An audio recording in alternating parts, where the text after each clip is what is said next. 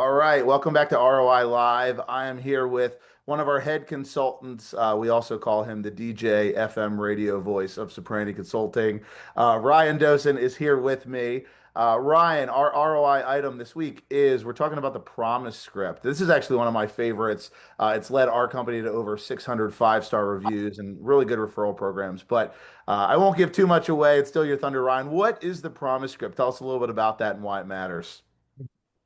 First thing, apologies to everyone's disappointed at the sound of my voice. A I little hate the stuffy, sound.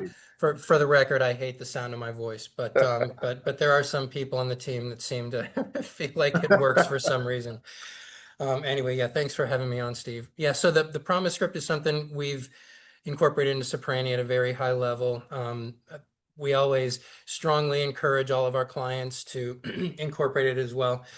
It's basically a client engagement strategy. It was developed by a guy named Mike Hicks, who had a very successful, probably still has a very successful real estate business. It's based almost entirely off of referrals. And it comes down to, well, it's called Promise Script. Like there's a scripted conversation that you're supposed to have that Mike had and his team had with their clients that positioned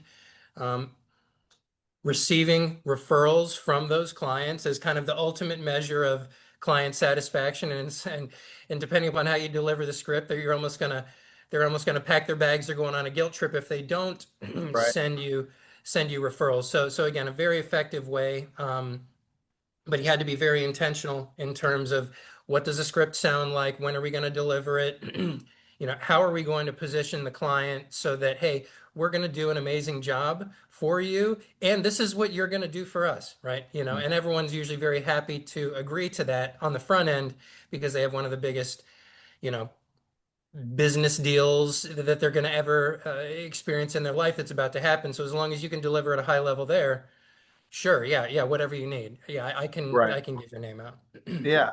Love that. So let's go into a little more detail. Like, how does this work? Give us a little bit more of like a context of how you might set this up with a client. Let's use, I do think this can work in any kind of business, but let's use real estate as an example. A lot of our clients that listen to this know real estate. So can you kind of set up a framework of this a little bit for us? So like we get the idea of that.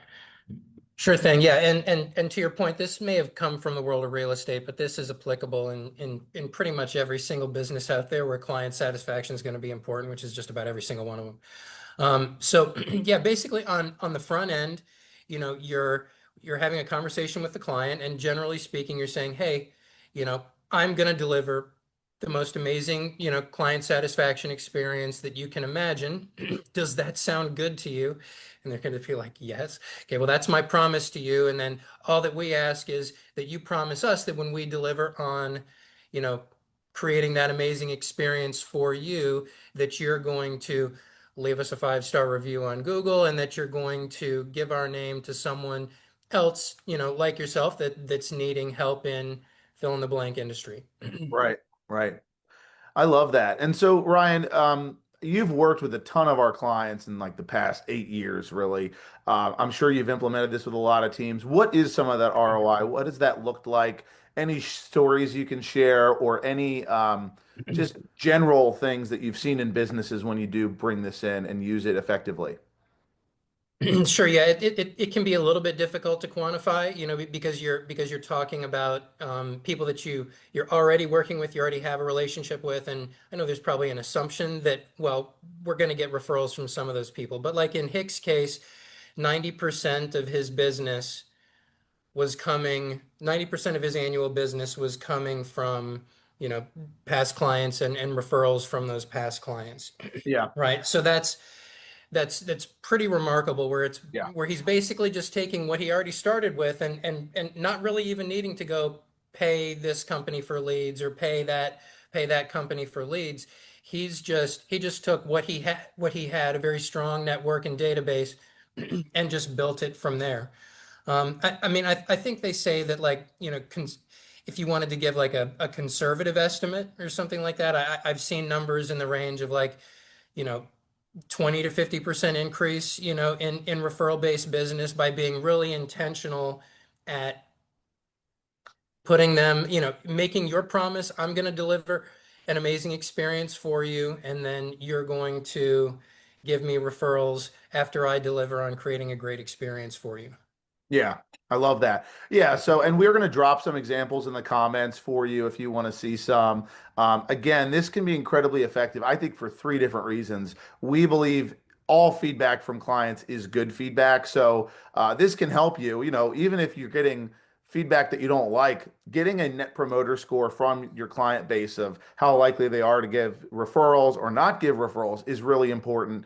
It's excellent for referrals. It's excellent for reviews. But if you wanted just a sampling of how simple this could be, one of the Ciprani Consulting versions, we promise to give you a 10 plus wow experience. We promise to be communicative. We promise to be honest with you as we go through this process. How does that sound? They're always going to say, that sounds good. Well, and if we fulfill our promise, you have to promise to be honest and communicative with us as we go through the process.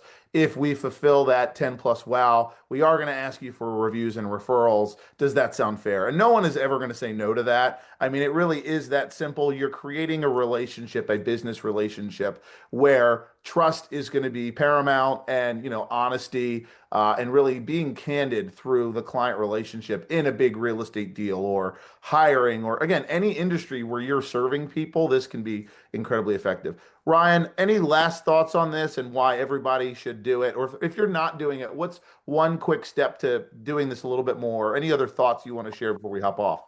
Yeah, sure. So, I think whatever your business is, you want to think about what are those critical, junctures during the client cycle, and those are natural points, to be checking in with the client to make sure they're having that 10 out of 10 wow experience. It's like in real estate, that might be okay. We're gonna do it on the front end in the beginning, and then once we're passing inspections, we're gonna make sure that you're still having a 10 out of 10. And then once we pass, we get the mortgage commitment, then we're maybe going to check again then. And then we're, of course, going to do it at the end. So whatever your business is, you want to think about what are those critical moments, those key milestones during the client life cycle.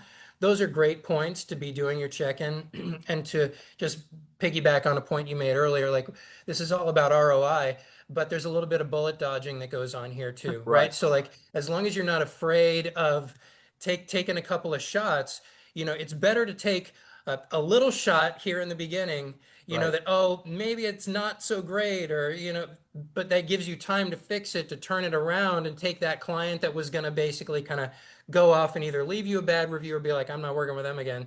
You can fix it and turn it into a great experience, and that's very difficult to measure, of course, but the ability to gauge the temperature check, dodge the bullet, turn the situation around, and make it a win for them is big. Yeah, I love that. Well, Ryan, thank you so much. Again, we're going to drop some examples in the comments. If you want to learn a little bit more about this, please reach out to me, reach out to Ryan. We do believe that these are the kinds of things that are going to elevate your business and really protect your also core sphere. So, Ryan, thanks for today. Good to be with you always. Thanks, guys.